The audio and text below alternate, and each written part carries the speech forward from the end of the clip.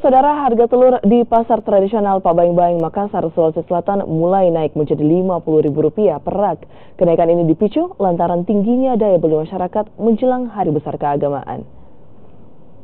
Di pasar Pabayang-Bayang ini, harga telur mulai mengalami kenaikan yang sebelumnya dijual dengan harga Rp40.000 per rak, kini dijual dengan harga Rp50.000 per rak. Dan untuk jenis telur bebek juga mengalami kenaikan dari harga Rp50.000 per rak naik menjadi Rp60.000 per rak.